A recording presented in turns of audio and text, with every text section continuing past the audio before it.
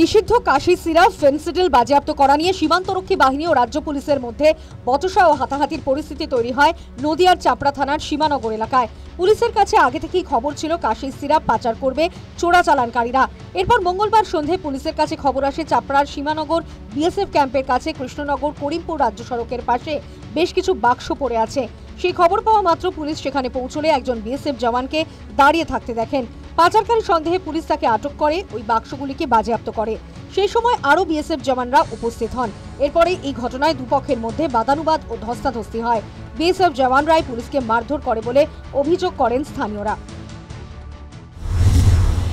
তো তখন আমি সঙ্গে সঙ্গে যখন দেখলাম কাশি সিরাপ, তখন আমি আইসি সাহেবকে ফোন করলাম, স্যার এখানে 11 পেটির মতন মানে কাশি সিরাপ এখানে এসছে, তো স্যার আপনি গাড়ি পাঠান।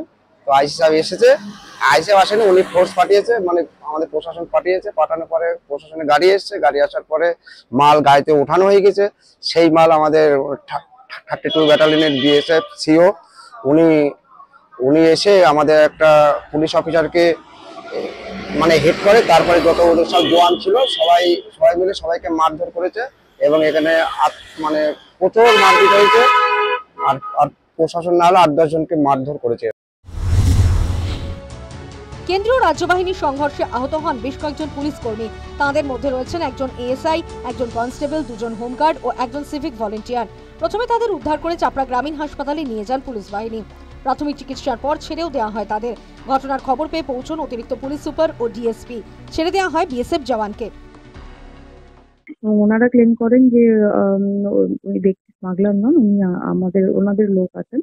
তো সেই মুহূর্তে একটা হট অল্টারকেশন হয়, একটা মাইল্ড কাফলিং হয়। লেটার অন আমরা খবর পাওয়ার পরে আমাদের সুপিরিয়র এবং আমরা স্পটে পৌঁছাই।